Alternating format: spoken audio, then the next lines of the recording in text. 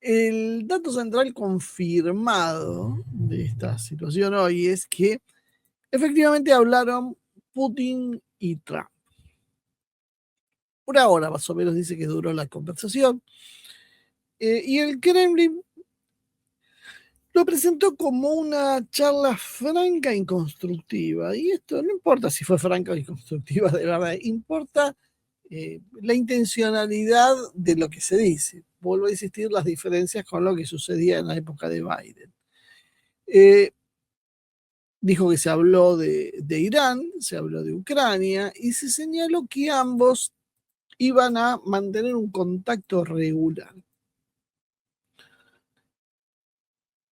Además de esa llamada, hubo algunas otras en paralelo, otras acciones de la Casa Blanca, que evaluaba aliviar sanciones, y esto es lo más importante, al petróleo ruso. Por primera vez en muchísimo tiempo, Occidente deja o anuncia que tal vez va a dejar de sancionar a Rusia y va a empezar a levantar sanciones. Y yo vuelvo a insistir con esta idea de todos los que se enojan, por qué las razones por las cuales en su momento nosotros sosteníamos que era mejor opción Trump que Kamala Harris, porque precisamente lo que se entreveía era esta posibilidad de este tipo de acciones con Donald Trump, y esto significa alejar el peligro de una guerra termonuclear, nada más y nada menos que eso. Pero bueno, a veces siguen criticando porque piensan que la idea de acusarlo a Trump de misógino o xenófobo, homofóbico, era más importante que cualquier análisis de este tipo. Y por eso también explicamos largamente la situación de Medio Oriente, cómo Trump termina en una guerra que es absolutamente desfavorable a sus intereses y que no sabemos exactamente bien por qué, pero intuimos que en realidad es por decisión de Israel. Con estas medidas lo que busca Trump inicialmente es evitar un salto del precio del petróleo que iba a golpear en la propia economía de Estados Unidos, pero también iba a traer un problema a nivel internacional. Está trayendo el problema, porque esto no se eliminó. Lo que se consiguió fue un alivio temporario, un petróleo que había picado hasta los $120, bajó a 90, un poquito menos, y estaba 87, creo que estaba por ahí el petróleo, ¿no? Ya acá en la Argentina les cuento que ya aumentó la nafta rápidamente, por eso tiene muchos reflejos. Vamos a ver si el petróleo normaliza el precio, después bajan el precio de la nafta, ¿no? Porque me imagino que eso sería la secuencia lógica, pero todos sabemos que eso no va a pasar. Entonces, podemos constatar ciertamente que el conflicto con Irán sacudió el mercado energético. El crudo llegó a valores que no se veían desde el año 2022 por temores de una interrupción en la oferta, y cayó con fuerza básicamente cuando Trump habló de una desescalada rápida. Yo creo que Trump, en lo personal, está desesperado por desescalar esta guerra, una guerra que creo que nunca lo tuvo demasiado convencido. Por eso no hay que prestarle tanta atención a lo que se dice en los discursos, y sí en los hechos que se ven entre líneas, porque ahí es donde uno más o menos entiende qué pasa. La sensibilidad del mercado es lógica porque por el estrecho de Hormuz todos sabemos que pasan cerca de 20 millones de barriles diarios. Eso es entre la cuarta y la quinta parte de la cantidad de petróleo y gas que pasa por esa zona, que se utiliza en el mundo. Y deja muy poco margen para desviar esa producción por otro tipo de oleoductos alternativos. Otro tema clave que no debemos olvidarnos es Ali Khamenei, que murió tras los ataques de Estados Unidos e Israel, y que Mojdaba Khamenei, su hijo, fue quien asume como nuevo líder supremo a partir del 8 de marzo del 2026. Y esto vuelve muy delicado cualquier intento de ingeniería política sobre Irán, y también revela la torpeza en el análisis que ha hecho, no sé, supongo que los analistas de Occidente, los políticos de Occidente, los responsables de esta historia, que no han tenido mejor idea que matar al líder espiritual de Irán pensando que iba a venir un moderado a ocupar ese lugar. Bueno, obviamente no es entender nada, en una situación así es muy probable que se radicalicen las cosas. Me gustaría después algún día tal vez sepamos realmente quién dio la orden, porque pasan cosas muy raras en los gobiernos de Trump.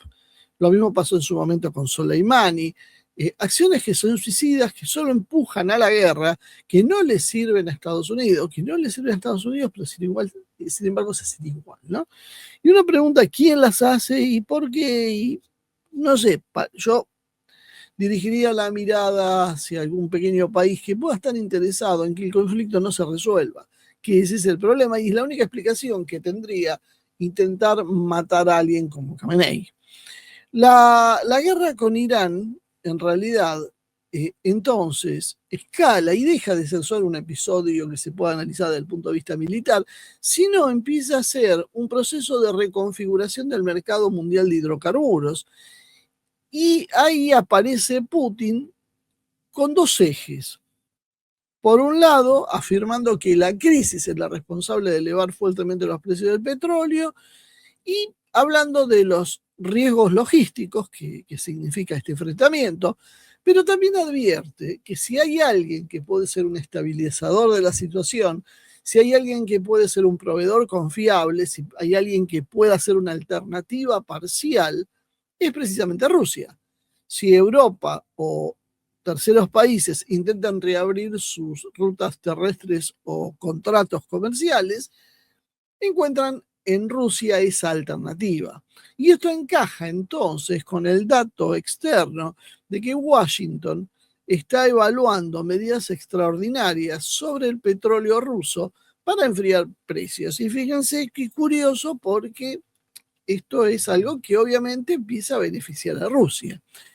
Trump entonces, dentro de este marco, habría llamado a Putin porque descubre que finalmente la crisis que abrió en Irán no la puede cerrar sin la participación de Moscú. Moscú es el jugador clave que estaba sentado en un rincón esperando que lo llamen. Putin estaba muy tranquilo en su lugar, avanzando, aprovechando el huevo que le daban para presionar sobre Ucrania con más fuerza, para sanear mejor las cuentas del Estado ruso, para advertirle a sus propias empresas que, ojo, que este precio no va a ser para siempre, aprovechenlo ahora para sanear balances, y que en definitiva es el único que puede asomar como quien resuelva este nudo gordiano que es Irán. Nudo que no puede desatarse sin que Rusia parece participe, porque Estados Unidos lo que le pasó fue que con tantas acciones y con su propia caída ha perdido ese marco de autoridad regional.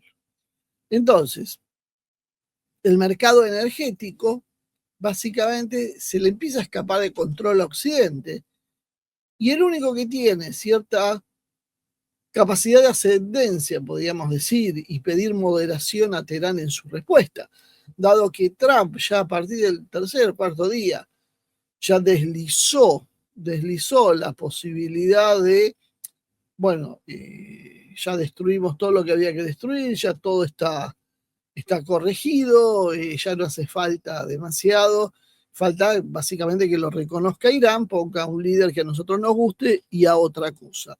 Irán, lejos de aceptar esa proposición, dijo que no, y no solo eso, sino que la guerra se va a detener cuando Irán diga que se va a detener, no cuando Estados Unidos e Israel digan que se va a detener. Sabemos entonces que básicamente todo esto es totalmente cierto. No es materia especulativo, que la llamada existió y el marco general en el cual estamos analizando la situación. La realidad es que hay una narrativa analítica que también se impulsa desde el espacio mediático ruso, que vamos a ir barajando para también entender cómo hay otras miradas sobre la situación que las que nos cuentan los medios de Occidente, que dicho sea de paso, no sé si a ustedes mismos les pasa, sinceramente los medios de comunicación, los canales de televisión, son imposibles de ver. Yo no entiendo quiénes son los expertos que llevan o por qué llevan ese tipo de gente y los asesoramientos, porque no aciertan jamás un diagnóstico. Todo lo que explican es básicamente la propaganda oficial de un sector y que deberían ya, bueno, darse cuenta de que pierden audiencia, porque realmente la gente común ya se cansó de que le mientan en la cara. Y aquel que mira un programa internacional tiene una base en general política un poco más desarrollada y ya no le podés seguir contando esos cuentitos que les están contando por televisión, porque ya no son creíbles. Pero bueno, esto es una acotación al margen que a veces hago yo cuando hablo de este tipo de cosas, ¿no? ¿Qué es lo que se plantea en Rusia? Se plantea que básicamente la llamada de Trump es un manotazo de ahogado para salir de un pantano en el cual se metió Trump. Trump, ya sea por voluntad propia, porque lo empujó Israel o por las razones que sea, lo real es que se mete en una situación muy complicada en Irán y el precio que ahora va a tener que pagar para salir aparentemente es entregar Ucrania, finalmente, cosa que a Trump tampoco le estaba molestando demasiado. Hace rato se quería sacar encima del problema de Ucrania. Y si empresas como BlackRock, que inclusive están en el gobierno de Donald Trump, fondos de inversión como BlackRock, hicieron mal los negocios, bueno, así son las cosas. Y a la vez una relajación de las sanciones energéticas, que sería un primer paso para desescalar las sanciones en general que pesan sobre Rusia. Trump, entonces, debería pagar con Ucrania, según dice la prensa rusa. Esto no está confirmado que sea así, por supuesto. Nunca va a estar confirmado así, nadie lo va a decir públicamente. Pero sí empieza a ser coherente con lo que está pasando, con los datos que objetivamente estamos observando. Es decir, en la llamada se habló también de que Ucrania y la discusión interna que había tenía que estar presente y la realidad es que había que flexibilizar las restricciones sobre el mercado petrolero ruso. Esto es básicamente un trueque geopolítico, no es nada extraordinario, es algo que parecería normal en cualquier condición, pero bueno, a veces los fanatismos ideológicos, con gente que cree en buenos y malos, le cuesta entender. Y la verdad, nunca perdamos de vista que las naciones tienen intereses, no son ni buenas ni malas. Algunas pueden ser un poco más malas que buenas, pero en líneas generales se mueven por intereses. Entonces, hay intereses en un sentido que empiezan a ser, a tener un mismo eje, un mismo devenir, y a partir de eso empiezan a darse determinados pequeños indicios que no alcanzan como una prueba en un juicio, pero sí lo suficiente como para que en un análisis uno empiece a prestar atención a determinadas tendencias. A esto sumémosle además que las monarquías del Golfo están redescubriendo que alojar bases estadounidenses es un problema.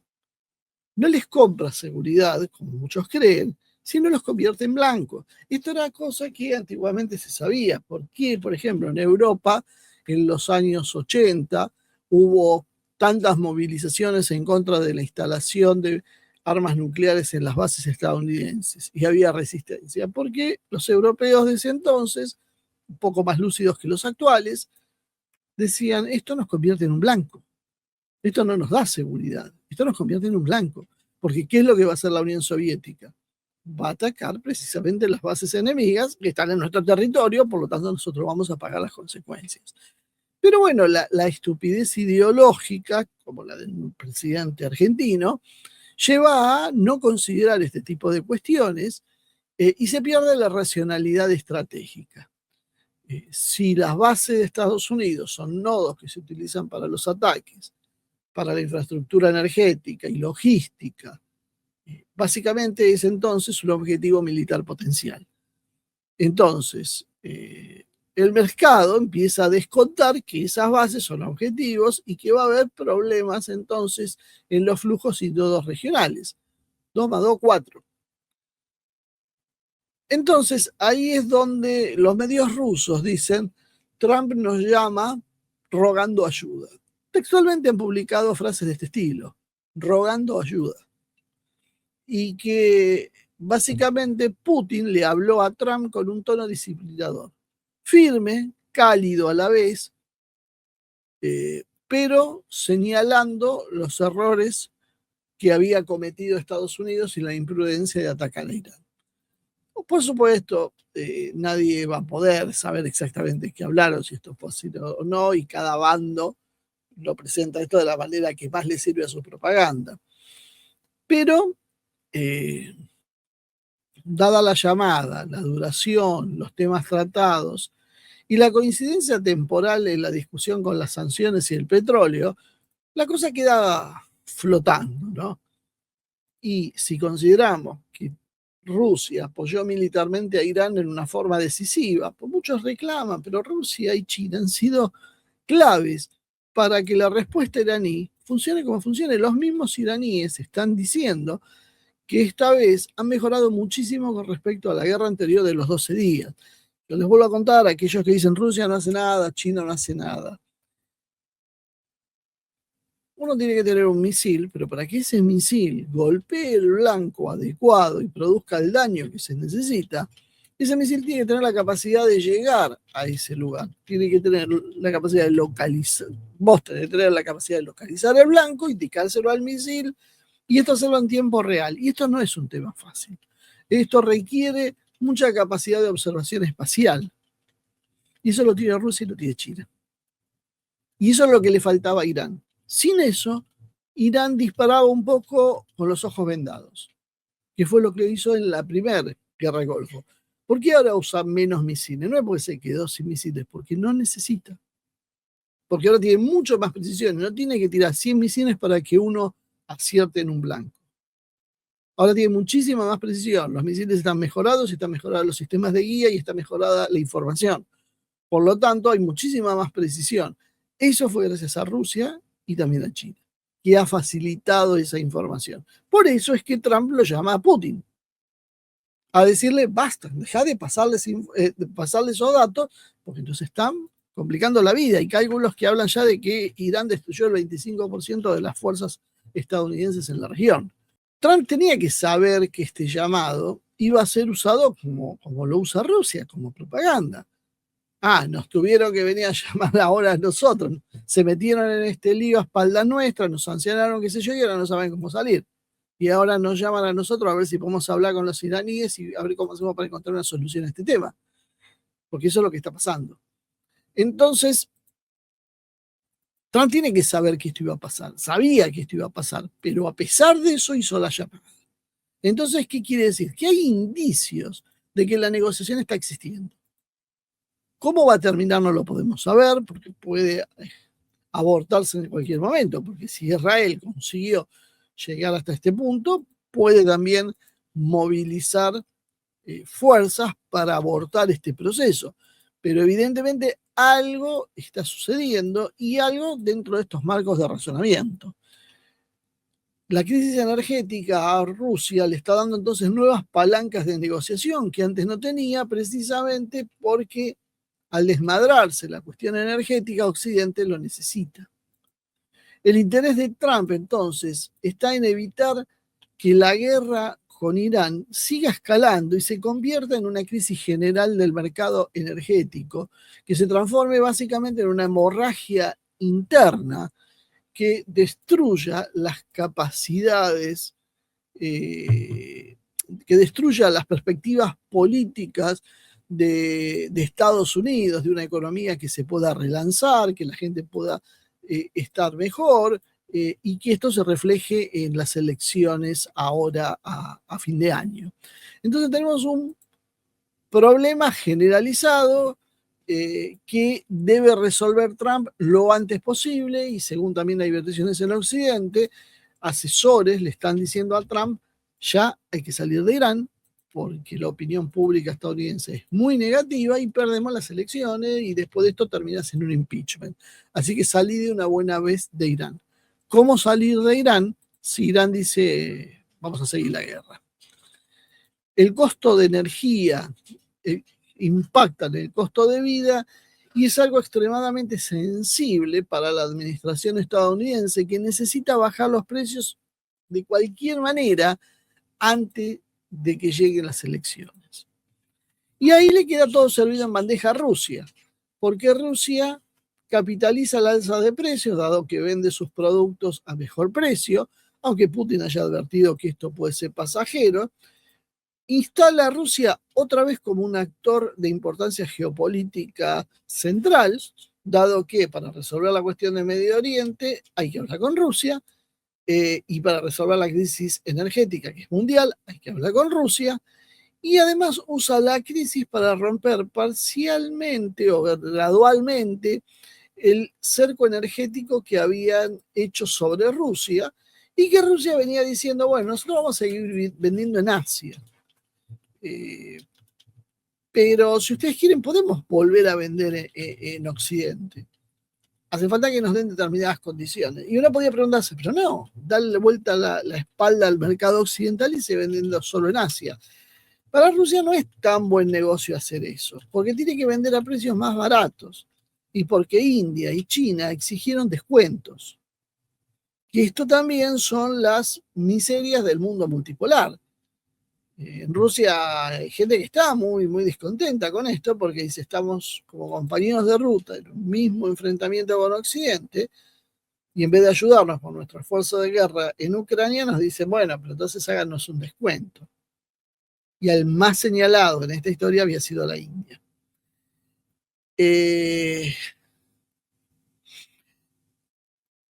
Y en este marco aparece, que queda claro que Rusia gana por tres áreas distintas. Irán le es funcional también en el fondo este acuerdo, porque no necesita políticamente hacer nada, simplemente puede sobrevivir, y ese es su principal objetivo. De esa manera podía preservar su soberanía, y salir de la guerra sin tener que rendirse y sin tener que hacer una negociación que lo deje mal parado. Saldría victorioso porque, bueno, saldría porque le viene a pedir Putin que, bueno, encontremos una salida. La sucesión entonces hacia Mojava, Khamenei, muestra que se endurecería en realidad el gobierno iraní, y desaparecería o se reduciría el margen de sufrir una capitulación humillante. Las monarquías del Golfo están desesperadas por la situación, están hasta ahora atrapadas entre Washington, Teherán y Tel Aviv. Quieren salir de esta situación, quieren sostener sus exportaciones de petróleo, quieren seguir con sus nuevas plataformas de negocio que está, y para eso además necesitan que se solucione la cuestión del estrecho de Hormuz, que se sigue tensionando. Entonces hay una ambigüedad que para ellos sería un retorno a la seguridad regional, que es vital para poder existir.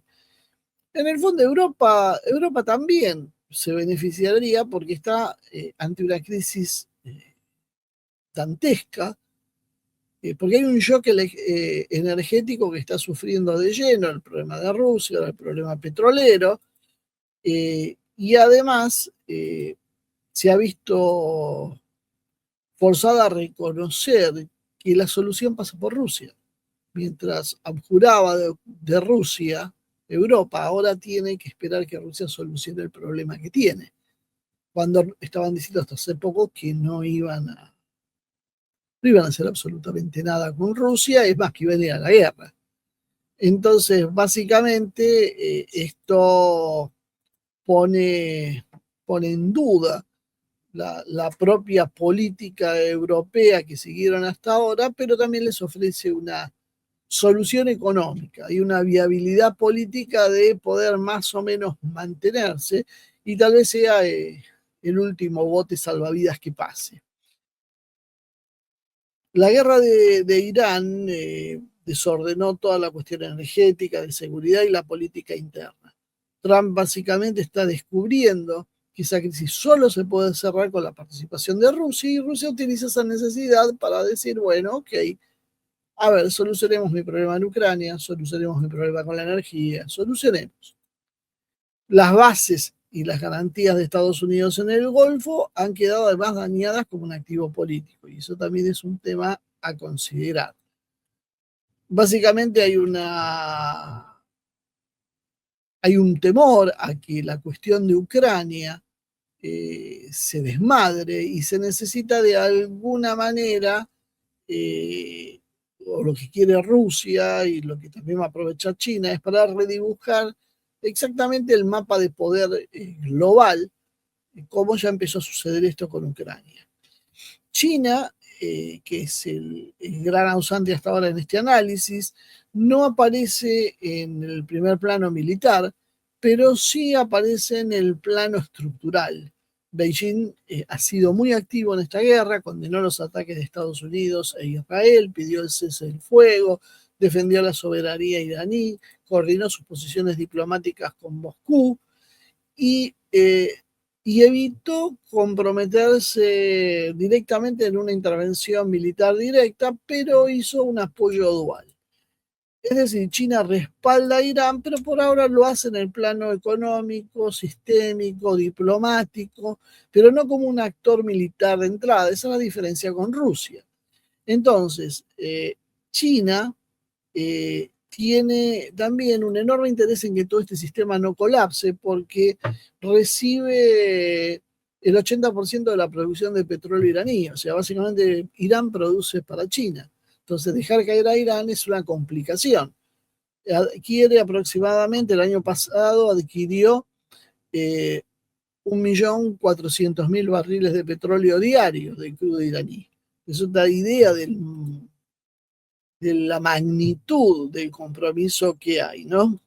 Y tiene una serie de inversiones muy grandes en energía, industria pesada, infraestructura dentro de Irán. Se habla de cerca de 300.000 millones de dólares que invertiría China en esta historia.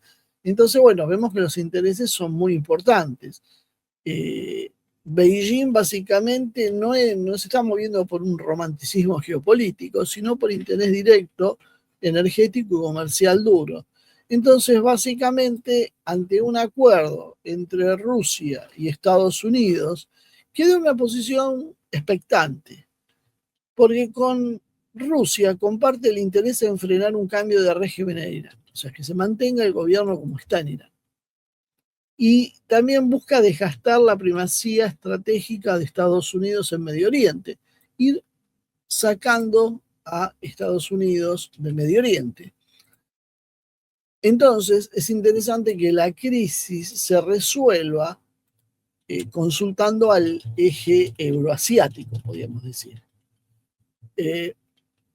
China gana además si preserva a Irán, porque protege entonces sus corredores energéticos y deja o hace que Estados Unidos pague un costo militar, financiero y reputacional. Básicamente entonces, aprovechando estas circunstancias, que Rusia se posiciona como una especie de árbitro. Y Beijing también quiere preservar este tablero. Básicamente,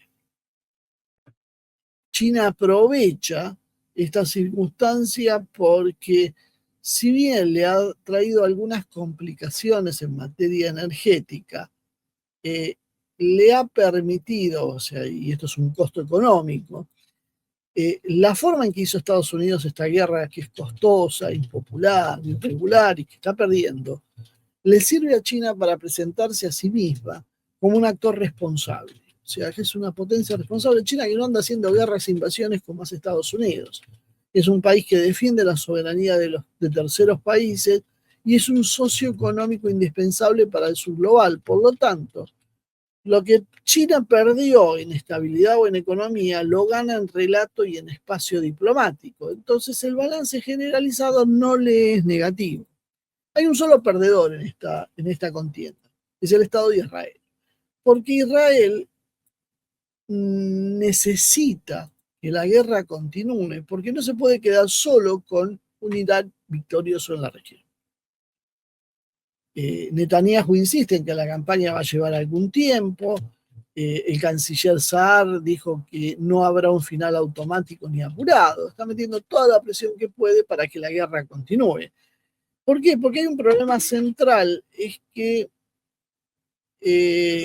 Israel tiene un modelo que es diferente al de Estados Unidos.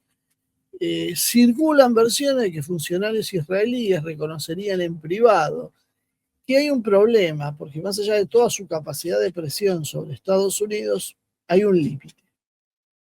Y que el que va a terminar por definir cuándo termina finalmente esta guerra va a ser Trump, y Netanyahu va a tener que aceptar la decisión de Trump si Trump la toma. Entonces, fíjense, como Trump está negociando terminar la guerra con Putin, tratar de negociar con los iraníes, qué incómoda situación le queda a Tel Aviv, porque Israel puede destruir muchísimas capacidades de Irán, como ha hecho, pero si Irán sobrevive como un gobierno cohesionado, si Irán se mantiene como un actor regional que fuerza que el resto de los países del Golfo empiecen a preguntarse si realmente es negocio la protección de Estados Unidos o trae en realidad más riesgos que beneficios. Si Rusia termina siendo el garante de este acuerdo y si China es quien va a forzar la reconstrucción iraní después de la guerra, bueno, ¿cuál es el beneficio para Irán? Básicamente, para Israel, perdón. Israel ha fracasado en su objetivo, que era reordenar la región a su favor. Es decir, China no es un actor accesorio, es un actor sistémico importante. Rusia es la palanca política que mueve los acuerdos. E Israel necesita otro tipo de soluciones. Necesita una resolución más definitiva contra Irán y no la que necesita Trump, porque Trump necesita salir del conflicto para poder ir a las elecciones y Netanyahu necesita seguir en el conflicto para destruir a Israel. Entonces, en este cuadro, la situación de una negociación que congele la relación como está hoy y que permita que se retire Estados Unidos no es tampoco, a juicio de las autoridades israelíes, una buena solución.